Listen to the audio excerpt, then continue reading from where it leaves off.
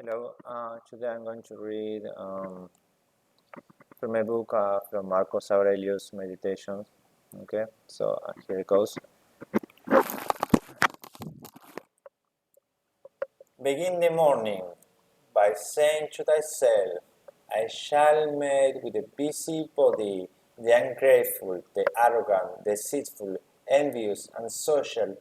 All those things happen to them by reasons of their ignorance of what is good and evil. But I, who have seen the nature of good and its beautiful, and of the bad and its ugly, and the nature of him who does wrong, and that it is akin to me, not only of the same blood or seed, but that it participates in the same intelligence and in the same portion of the divinity. I can neither be injured by any of them, for no one can fix on me what is ugly, nor can I be angry with my kinsman, nor hate him. For we are made for cooperation, like feet, like hands, like eyelids, like the rows of the upper and lower teeth, to act against one another. Then is contrary to nature, and it is acting against one. And, and it's acting against one another, to be vexed and to turn away. Whatever disease that I am, it is a little flesh and breath, and the ruling part through aways thy books. No longer distract thyself, it is not allowed, but as if thou wast now dying, despite the flesh, it is blood and bones and a network, a contexture of nerves, veins, and arteries. See the breath also. What kind of thing it is? Air, and not always the same, but every moment sent out and again sucked in. The third, then, is the ruling part. Consider thus, thou art an old man. No longer let this be a slave. No longer be pulled by the strings like a puppet to unsocial movements. No longer either be dissatisfied with thy present lot, or shrink from the future. All that is from the gods is full of providence. That which is from fortune is not separated from nature, or without any interween and involution with the things which are ordered by providence. From thence all things flow, and there is besides necessity that which is for the advantage of the whole universe, of which thou art a part, but that is good for every part of nature, with the nature of the whole brings, and what serves to maintain this nature. Now the universe is preserved, as by the changes of the elements, so by the changes of things, compound of the elements. Let this principle be enough for thee. Let them always be fixed opinions, but cast away the thirst after books, that thou mayest not die murmuring, but cheerful truly, and from thy heart thankful to the gods. Remember how long thou hast been putting off the things, and how often thou hast received an opportunity from the gods, and yet dost not use it. Thou must now at least perceive of what universe thou art a part, and of what administrator of the universe thy existence is in flux, that the limit of time is fixed for thee, which if thou dost not use for cleaning away the clouds from my mind, it will go and thou will go, and it will never return. Every moment think steadily as a Roman and a man should do what thou hast in hand, with perfect and simple dignity, and feeling of affection, and freedom and justice, and to give thyself relief from all other thoughts, and thou wilt give thyself relief, if thou dost ever act of life as if it were the last. Laying aside all careless and passionate aversion from the commands of reason, and all hypocrisy and self-love, and discontent with the portion which has given to thee. Thus says how few the things are, the which if a man lays hold of, he is able to live a life which flows in quiet, and is like the existence of the gods. For the gods of their part will require nothing more from him who observes these things. Do wrong to thyself, my soul, but thou wilt no longer have the opportunity to honor in thyself. Every man's life is sufficient, but sin is nearly finished. To thy soul reverence is not itself a places thy felicity in the soul of others. Do the things external, which fall upon thee, distract thee. Give thyself time to learn something new and good, and cease to be wildered around. But then thou must also avoid being carried about the other way. For those too are trifle who have wearied themselves in life for their activity, and yet have no object to which to direct every moment, and in word all their thoughts. Through not observing what is in the mind of another man, has seldom been seen to be unhappy, but those who do not observe the movement of their own mind must of necessity be unhappy.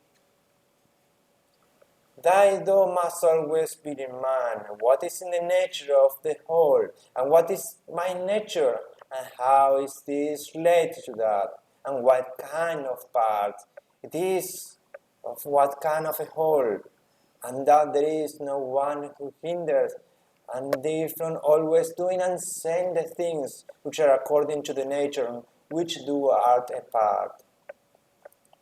Theoprasus, in his comparison of bad acts, such a comparison as one would make in accordance with the common notion of mankind, says, like a true philosopher, that the offences which are committed through desire are more blamable than those which are committed through anger.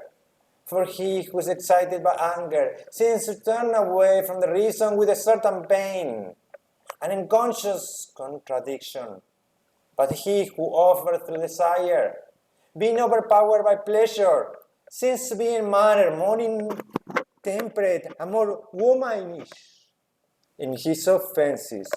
Rightly then, and in a way worthy of philosophy, he said, the offense which is committed with pleasure is more banable than that which is committed with pain. And on the whole, the one is more like a person who has been first wronged and through pain is compelled to be angry. But the other is moved by his own impulse to do wrong, which carry towards doing something by desire.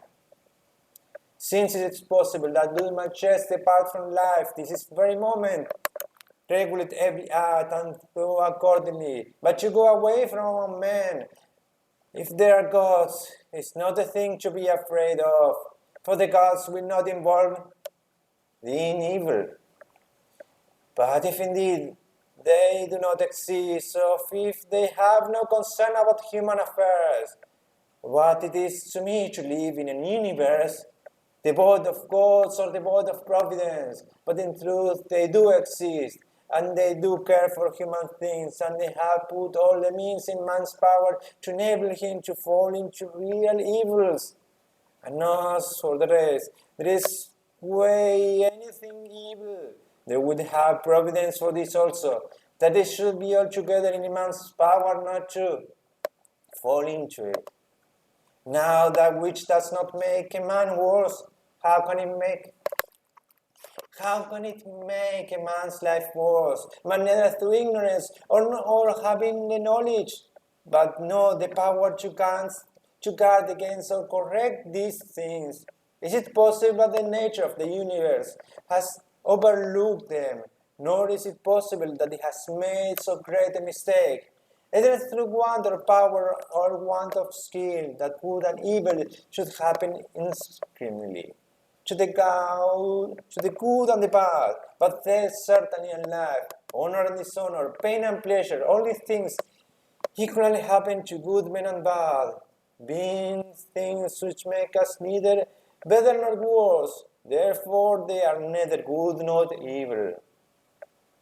How quickly all these things appear in the universe, the bodies themselves, but in time the remembrance of them, what is in nature of all sensible things, and particularly those which attract with the bait of pleasure, or terrified by pain, or are noised abroad by vapor fame.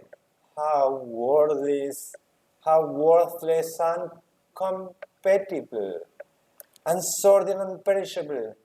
And there they are. All this is the part of intellectual faculty to observe, to who these are, whose opinions and voices give reputation, what death is.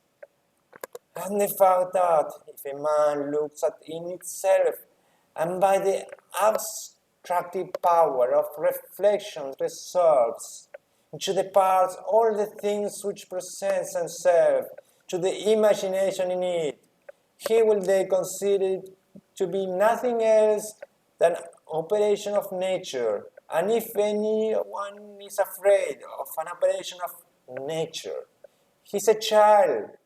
This, however, is not only an operation of nature, but it's also a thing which conduces to the purpose of nature, to observe to whom man comes near to the deity, and by what part of him, and when his part of man is so disposed. Nothing is more wretched than a man who traverses everything in around, and pries into the things beneath earth, as poet says, and seek by conjecture what is in the minds of the neighbors, without perceiving that it is sufficient to attend to the demon within him, and to reserve its sincerity.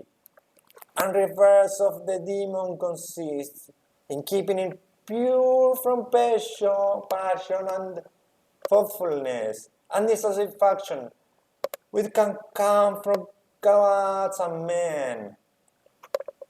For the things that the gods merit veneration from their excellence, and the things from men should be dear to us by reason of kinship, and sometimes even in a manner they move our pity by reason of men's ignorance of good and bad. This defect being no less than the which deprive us of the power of distinguishing things that are white and black.